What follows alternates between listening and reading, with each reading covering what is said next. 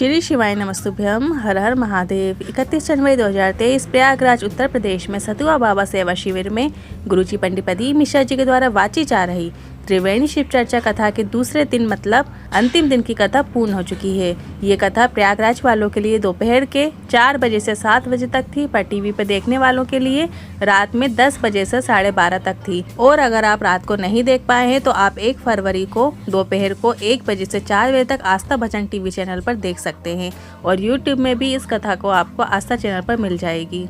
आज की कथा में गुरुजी ने 22 उपाय पत्र उपयोगी जानकारी दी है। सभी की जानकारी आपको इस वीडियो के माध्यम से देंगे। अगर आपने आज की कथा नहीं सुनी है तो पूरी कथा का रसतत्व आपको इस छोटे से वीडियो से प्राप्त हो जाएगा। बढ़ते हैं आज की कथा की पहली जानकारी की ओर। कथा की शुरुआत में सतुआ बाबा जी ने अपने शब्दों से सबका दिल जीत लिया। सतुआ बाबा ने गुरुजी से कहा, महाराज जी केवल एक फोन पर हाँ बोल देंगे, मैंने सोचा भी नहीं था। और हाँ, प्रयागराज वाले इस 2 दिन में हम पूरा साल जी लेंगे। बढ़ते हैं आज की कथा की दूसरी जानकारी की ओर। जब हमारे हाथ में जल कलश आता है और जब हम उस कलश को लेकर शिवालय तक पहुंचते हैं तो हमारे हाथ में कितनी भी गलत रेखाएं होती हैं और घर के सभी कलेशों को वो एक कलश जल समाप्त कर देता है। बढ़ते हैं आज की कथा की तीसरी जानकारी की ओर। गुरुजी ने कहा, भोले की कथा में हमेशा भोले बनकर ही जाना। विद्वान बनकर या ज्यादा ज्ञानवान बनकर जाओगे तो मेरे भोलेनाथ नहीं मिलने वाला। आपको तो एकदम सहज, एकदम निर्मल मन होना चाहिए।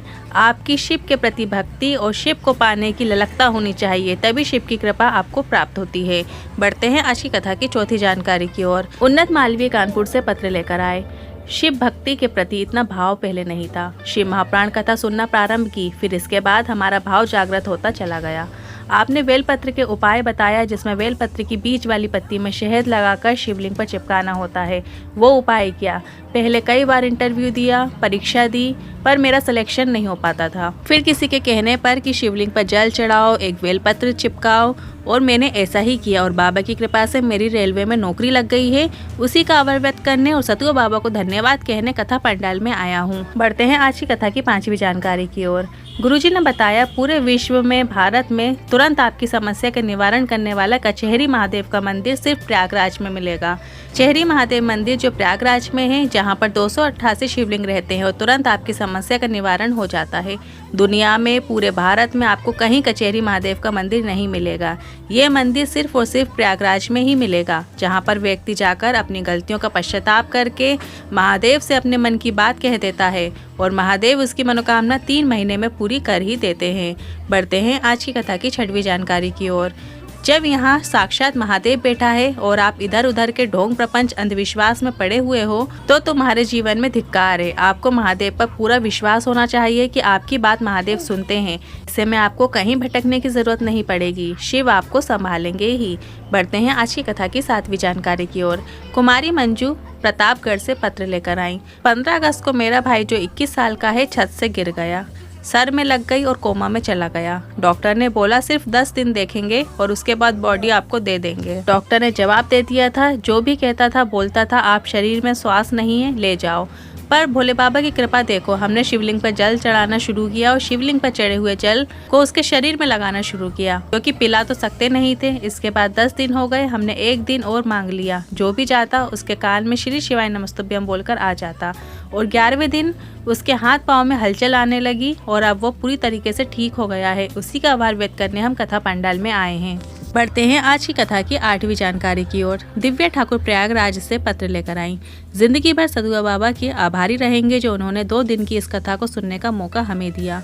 मेरे सर में गठान हो गई थी और जो दवा से भी ठीक नहीं हो रही थी। सभी दूर दूर के डॉक्टर को दिखा दिया पर कोई आराम नहीं लग रहा था। डॉक्टर ने ऑपरेशन की बोल दिया और जांच के लिए भी जाएगी ऐसा बोला और लग रहा है बड़ी बीमारी हो सकती है। इसके बाद मोबाइल में आपकी शिव महाप्राण कथा आ गई और मैंने आपकी कथा सुनना प्रारंभ किया और शिवलिंग पर जल चढ़ाकर बेलपत्र चढ़ाकर जल और बेलपत्र का आचमन करना शुरू किया और भोलेनाथ की कृपा से मेरी गांठ घुल गई और डॉक्टर ने भी बोल दिया है अब तुमको दवा खाने की भी जरूरत नहीं है, तुम पूरी तरह से ठीक हो गई हो। उसी का आभार व्यक्त करने आज कथा पंडाल में आई हूँ। बढ़ते हैं आज की कथा की 9वीं जानकारी की ओर। कभी भी आपको महादेव के पास रो रो कर ये नहीं बोलना है कि मैं कितना गरीब हूँ, बल्कि आपको महादेव के पास जाकर ये बोलना है कि इस संसार में आपने मुझे इतना अच्छा शरीर देकर भेजा है, पर जैसा आपने एक चोर पर कृपा करके आपने उसे कुबेर बना दिया था, मुझ पर भी थोड़ी सी कृपा करो महादेव। बढ़ते हैं आज की कथा की 10वीं जानकारी की ओर। जैसे छोटा बच्चा कोई चीज की जिद करता है तो हम उसे बोल देते हैं जिद मत कर नहीं तो बाबा आ जाएगा, और बच्चा भी बात को सच मानकर जिद करना बंद कर देता है कि कहीं बाबा ना आ जाए। उसी प्रकार आपके जीवन में कष्ट आए, दुख आए, तकलीफ आए, बीमारी आए तो आपको भी ये विश्वास रखना है बाबा आ जाएगा। आप तो बस एक लोटा जल लेकर शिवालय जाओ, शिवलिंग पर जल चढ़ाओ और बाबा पर विश्वास रखो कि बाबा मेरे कष्ट जरूर दूर करेंगे, बाबा आएंगे। बढ़ते हैं आज की कथा की 11वीं जानकारी की ओर। मंजू पाठक जी पत्र लेकर आई। एक लोटे जल का क्या महत्व है, क्या वर्णन करूं। मेरे मुंह में एक छाला हो गया था, डॉक्टर को दिखाया, जांचें कराई तो उसमें कैंसर बताया और डॉक्टर ने उसको ऑपरेशन की बोल दिया। मेरी पड़ोसन ने शिव महापुराण कथा का बताया और शिवलिंग पर जल चढ़ाने को और कथा सुनने को कहा। मैंने एक लोटा जल चढ़ाना शुरू किया और बाबा से दिल की बात बोल दी कि बाबा छाला आया है मुंह में, किसको जाकर बताऊं, आपको ही बता रही हूं, कृपा करो महादेव। इसके बाद शिवलिंग पर रोज जल चढ़ाकर उस जल को औषधि रूप में प्राप्त करके आचमन करने लगी। भोलेनाथ की कृपा से मेरा छाला और कैंसर ठीक होने लगा। उसी का आभार व्यक्त करने कथा पंडाल में आई हूँ। बढ़ते हैं आज की कथा की 12वीं जानकारी की ओर। धीरज कुमार जी काशी से पत्र लेकर आए।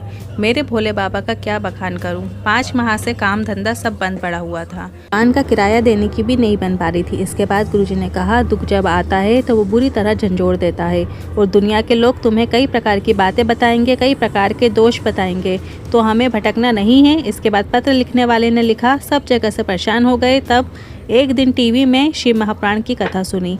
जो विश्वास उस दिन जगा, एक लोटा जल लेकर मंदिर पहुंच गया और एक बेलपत्र चढ़ाकर माता अशोक सुंदरी के स्थान पर हाथ रखकर अपनी मनोकामना करना। जब बहुत बड़ी समस्या हो तो मेरी दुकान बाबा की कृपा से ऐसे चलने लगी कि किराए की दुकान की जगह मैंने दुकान भी खरीद ली और दुकान ऐसी चल रही है कि दुनिया की कोई दुकान क्या चलेगी। उसी का आभार व्यक्त करने कथा पंडाल में आया हूँ। बढ़ते हैं आज की कथा की 13वीं जानकारी की ओर। जो शंकर भगवान के मंदिर में जाकर झाड़ू लगाता है, शंकर भगवान के मंदिर में जाकर निर्वाल्य उठाता है, शंकर भगवान के मंदिर में जाकर एक लोटा जल चढ़ाता है और ऐसे व्यक्ति के ऊपर अगर कोई व्यक्ति हंसता है तो वो अपना स्वयं का नाश तो करता ही है, साथ में अपनी सारी पीढ़ियों का भी नाश कर देता है। बढ़ते हैं आज की कथा की 15वीं जानकारी की ओर। जल चढ़ा दो ये भी ना बन सके, शंकर के मंदिर में सफाई कर दो ये भी ना बन सके तो 3 बार ताली बजा दो, यदि ये भी नहीं बन सके तो बम बम भोले बोल दो, ये भी ना बन सके तो शिखर के दर्शन करते हुए निकल जाओ, यदि ये भी ना बन सके तो शंकर भगवान के मंदिर के सामने से निकलो तो स्माइल करते हुए निकल जाओ। शिव जी समझ जाएंगे ये प्रसन्न होकर जा रहा है। बढ़ते हैं आज की कथा की 16वीं जानकारी की ओर। श्रेया जी पत्र लेकर आई। मेरा भाई डॉक्टर बनना चाहता था और वो हर बार परीक्षा में असफल होता जा रहा था, आगे नहीं बढ़ पा रहा था। उसने और हमने उम्मीद छोड़ दी थी, पर मेरी मम्मी ने टीवी में सुनकर आपके बताए अनुसार पशुपतिनाथ व्रत किया। पहले ही सोमवार में जब माँ ने घर में आकर दिया लगाया और मेरे भाई को सफलता मिलना शुरू हो गई और 5 सोमवार होते ही मेरे भाई को डॉक्टर के लिए कॉलेज में एडमिशन मिल गया। उसी का आभार व्यक्त करने आज कथा पंडाल में आया हूँ। फरवरी और दिन है बुधवार का और तिथि है जया एकादशी। जया एकादशी के दिन व्रत रखने से सभी प्रकार के पापों से मुक्ति तो मिलती ही है और साथ में आपकी सभी मनोकामनाएं पूरी हो जाती हैं। और आपको बता दें, धार्मिक मान्यताओं के अनुसार इस व्रत को रखने से मृत्यु के बाद मोक्ष की प्राप्ति होती है। एकादशी का दिन हो और अगर घर में पैसों की बहुत तंगी चल रही हो, कर्जा बढ़ते जा रहा हो, एक कर्जे को चुकाने के लिए दूसरे को लेने की आवश्यकता पड़ रही हो, घर में कलेश रहता हो, बीमारियां रहती हों, तो आप इस उपाय को अपनी मनोकामना को मन में रखते हुए कर सकते हैं। आपकी किसी भी प्रकार की मनोकामना 4 से 5 एकादशी आप ये उपाय करें तो निश्चित ही पूर्ण होती है। आपको एक कलश में गंगा जल भर लेना है।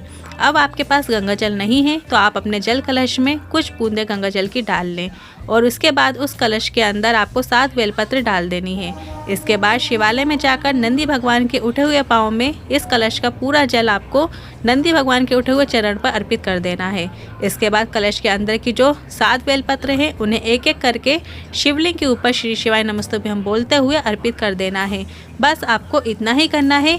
गुरुजी का बताया ये उपाय एकादशी का एक विशेष उपाय है। बस ध्यान रखिए, आप जो 7 बेलपत्र रहेंगे वो कहीं से भी खंडित ना हो, कहीं से भी कटी फटी नहीं होना चाहिए और पीछे का डंठल तोड़ लेना है। इसके बाद आपको वो 7 बेलपत्र जल कलश के अंदर डालकर फिर शंकर भगवान की शिवलिंग पर अर्पित करना है। एकादशी के दिन किया जाने वाला अगला दूसरा विशेष उपाय है, अगर आपके घर में बहुत ज़्यादा लड़ाई होती है, क्लेश होता हो, जरा जरा बात में सब एक दूसरे से लड़ लेते हो, परिवार के सदस्यों के आपस में मनमुटाव बना रहता है, एक के बाद एक घर में कोई ना कोई बीमार पड़ा ही रहता हो, घर में पैसों की तंगी हो, एक कमाओ सवा खर्च हो जाता हो, तो सिर्फ आपको एक जल कलश में जल भर लेना है और जल से भरे हुए कलश को शिवालय में ले जाकर उस जल को शिवलिंग के ऊपर अर्पित कर देना है और जल अर्पित करने के बाद आपको 3 बार स्वधा स्वधा स्वधा बोल देना है। अगर आपसे बन सके तो आप वहीं बैठकर स्वधा स्त्रोत का पाठ भी कर सकते हैं, अन्यथा आप 3 बार स्वधा स्वधा स्वधा बोल देना, वो भी पर्याप्त है।